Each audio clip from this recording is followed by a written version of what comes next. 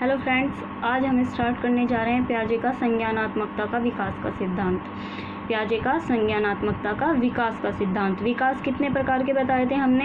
विकास बताए थे जो मेन है हमारे वे 4 प्रकार के। कौन कौन से? फिजिकल, कॉग्निटिव, सोशल और इमोशनल। इन सभी प्रकारों के बारे में हम पूरी डिटेल से पिछली वीडियो में बता चुके हैं। इसके बाद आता है संज्ञानात्मक, क्योंकि हमारा जो ये है पियाजे का संज्ञानात्मकता का सिद्धांत है, तो उसके लिए हम सबसे पहले समझेंगे कि संज्ञान क्या है। जो भी हमारी मेंटल स्किल्स होती हैं, जैसे कि हमारी thinking, reasoning, imagination, problem solving, ये सब क्या है? हमारी मेंटल स्किल्स हैं, यानी कि मस्तिष्क में होने वाली जो भी प्रक्रियाएं या उसके कौशल हैं मस्तिष्क के, वे हमारे इस तरीके के कौशल, जैसे कुछ सोच रहे हैं या हम किसी चीज़ में तर्क निकाल रहे हैं, कुछ परिकल्पना या कल्पना कर रहे हैं, या किसी समस्या का समाधान कर रहे हैं। तो पियाजे ने संज्ञानात्मकता के विकास के लिए 4 अवस्थाएं बताई हैं, उन्हें हम आगे डिस्कस करेंगे। उससे पहले हम देखते हैं जो हमारे पियाजे थे, ये थे एक रचनावादी मनोवैज्ञानिक। रचनावाद क्या मानता है? रचनावाद मानता है कि अगर बच्चे को हम स्वतंत्र रूप से छोड़ दें तो वो हमारा क्या, अपने ज्ञान की स्वयं रचना कर लेगा, अपना एक नया ज्ञान बनाएगा बच्चे के द्वारा, यानी कि हम एक नया ज्ञान, अगर उसे हम स्वतंत्र छोड़ दें और बच्चा अगर सक्रिय है तो। और पियाजे ने बताया, और रचनावाद भी यही मानता है कि जो हमारा अधिगम है वो बाल केंद्रित होना चाहिए।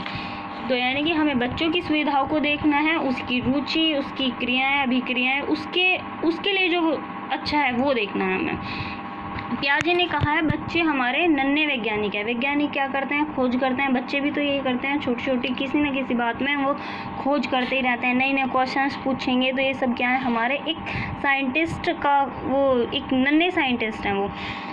और देखो, सोचते बच्चे भी उतना ही हैं और बड़े भी उतना ही हैं। अमाउंट सोचने का बच्चों का भी उतना ही होता है और बड़ों का भी उतना है। बस फ़र्क क्या है? फ़र्क ये है कि उनका टाइप अलग हो जाता है, सोचने का उनका टाइप अलग हो जाता है। कैसे? कि बच्चा भी उतना ही सोच रहा है और बड़ा भी उतना ही सोच रहा है। बच्चा शायद सोच रहा हो कि मुझे खेलने जाना है, बड़ा कहीं सोच रहा हो कि मुझे इंटरव्यू देने जाना है। बच्चा सोच रहा है जीतेंगे हारेंगे, बड़ा सोच रहा है इंटरव्यू में पास होऊंगा फेल होऊंगा। बच्चा सोच रहा है मुझे दूध नहीं मिला अब तक, बड़ा सोच रहा है मुझे अब तक नौकरी नहीं मिली। तो क्या है? सोच तो बराबर रहे हैं, पर डिफरेंस क्या है उनका? सोचने के प्रकार में। तो यानी कि अमाउंट हमारा सेम होगा और उनकी सोचने में डिफरेंस होगा। इसके बाद है नॉलेज के एक्टिव बिल्डर होते हैं बच्चे, ऐसा पियाजे ने माना है।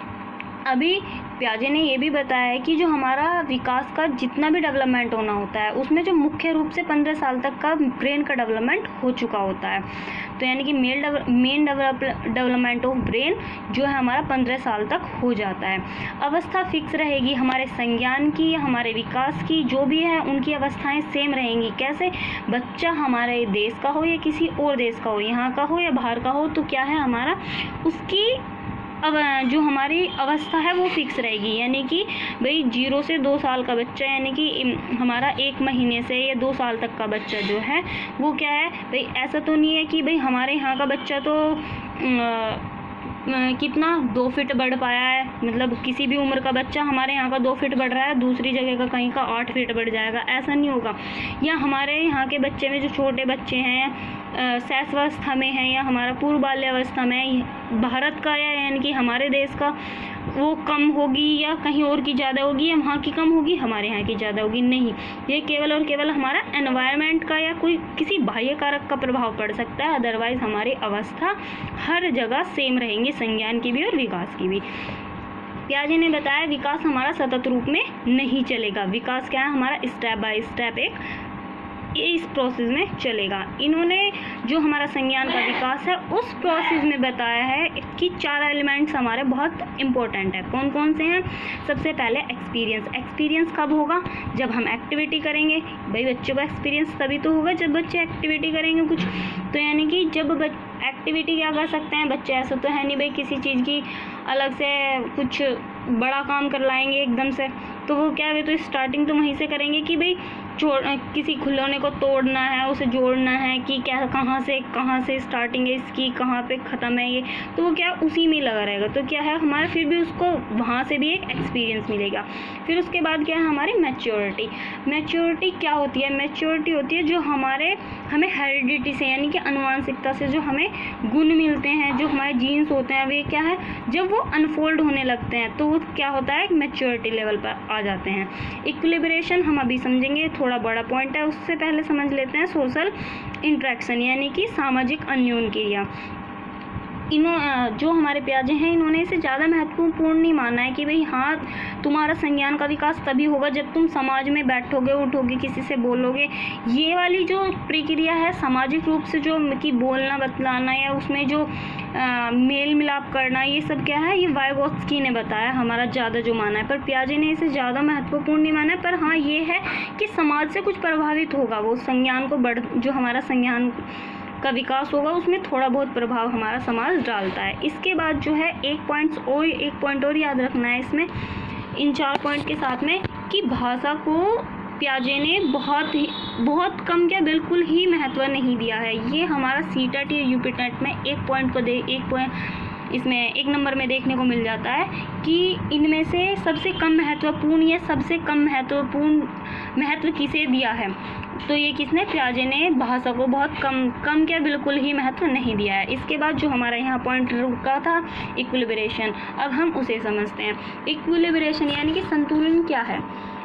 अगर जो हमारे दिमाग में चल रहा है, जो प्रोसेस हमारे दिमाग में चल रहा है और वो ही हमारा और कुछ जो हमारा बाहर चल रहा है, यदि उसमें हमें किसी भी प्रकार की कन्फ्यूज़न नहीं है तो वो क्या है हमारा इक्विलिब्रेशन यानी कि संतुलन है। इक्विलिब्रेशन के अंदर हम क्या करते हैं?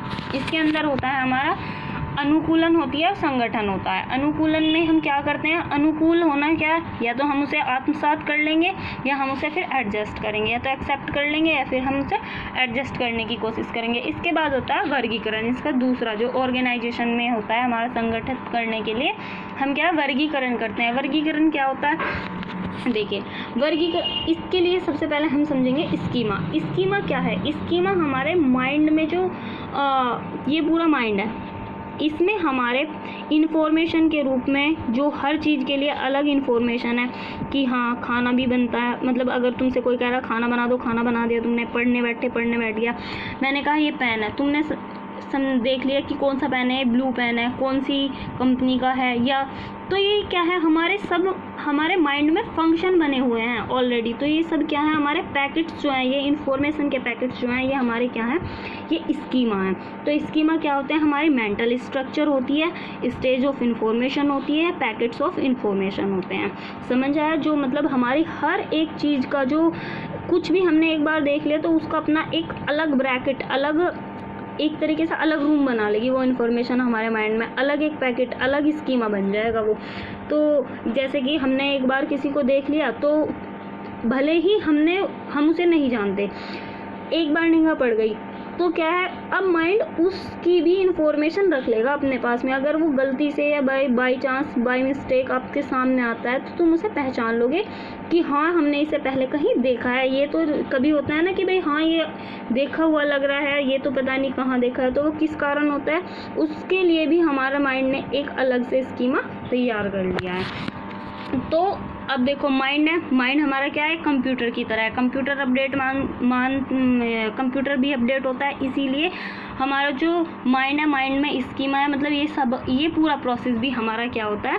अपडेट होता है। कैसे होता है? जब हम कुछ नई चीज़ देखते हैं, नई सिचुएशन आते हैं, फिर उसका सॉल्यूशन मिलता है, फिर उसे हम एडजस्ट करते हैं, एक्सेप्ट करते हैं, ऐड करते हैं, तो क्या होता है हमारा फिर अपडेट होता है, यानी कि हमारे पास कुछ नई इन्फॉर्मेशन आएगी। तो अब जो हमारा ग्रहण करेंगे, हम एडेप्टेशन करेंगे, वो क्या है? आत्मसात करेंगे। कैसे? कुछ ऐड करते हैं, कुछ तो ऐड करेंगे, या फिर हम उसमें कुछ एडजस्ट करेंगे, या फिर हम उसमें मॉडिफाई करेंगे, यानी कि हमारे पास कुछ पहले से इन्फॉर्मेशन है, कुछ नहीं आई, फिर उसमें हमने मॉडिफाई करा और फिर जब हमने वो एक्सेप्ट करी। कैसे? जैसे कि अभी एक भाई हमारे पास है, ये छोटा सा एक एग्जाम्पल है कि एक बच्चे ने कुत्ता पहले बिल्ली देखी, ठीक है, उसने बच्चे ने बिल्ली देखी, उसने अब बता दिया गया कि भाई ये बिल्ली है, उसने देख लिया इसकी 4 टांगें हैं और छोटी सी पूंछ है, इतना साइज़ है, मतलब इस तरीके से ये जो है बिल्ली होती है ऐसी। उसने कुछ दिन बाद देखा कुत्ता वो थोड़ा साइज़ में बड़ा था ऐसा ही, तो क्या उसने उसे भी बड़ी बिल्ली बोल दिया। तो अब ये क्या है, हमारे पास में एक नई सिचुएशन आ गई। देखिए इस प्रोसेस से बहुत अच्छे तरीके से समझ आएगा। अब हमारे पास ये क्या था, हमने एक बिल्ली को देखा, हमने वो आत्मसात कर लिया, यानी कि अब हमारे पास ये एक इन्फॉर्मेशन है कि भाई हाँ ये बिल्ली है। अब हमने क्या देखा, ये अब हमारा बैलेंस चल रहा है, बिल्ली है ठीक है। अब हमारे पास नई सिचुएशन आती है क्या, कि हमने कुत्ता देख लिया। अब हमें बताया गया है कि वो कुत्ता है। हम क्या बोल रहे थे, उसे बच्चा क्या बोल रहा था, बिल्ली बोल रहा था, पर उसे बताया गया कि नहीं ये कुत्ता है। तो क्या हो गया, अब उसका डिसइक्विलिब्रियम हो गया, यानी कि अब वो असंतुलित हो गया, यानी कि उसके पास तो कुछ और था, अब उसे कुछ और बताया जा रहा है। तो अब वो क्या, नई इन्फॉर्मेशन के साथ में उसे मॉडिफाई कर लिया, उसे चेंज कर लिया, ऐड कर लिया उसने यहाँ पे। तो वो क्या हो होगा दोबारा से हमारा वो आत्मसात कर लेगा, फिर इक्विलिब्रियम में आ जाएगा। तो ये सब क्या है हमारा, ये सारा प्रोसेस जो है हमारा स्कीमा का है, ठीक है। तो ये वीडियो फिर बहुत लंबी हो जाएगी, इसीलिए हम जो इसकी संज्ञान की अवस्थाएं हैं वो हम अगली वीडियो में देखेंगे। Thank you for watching.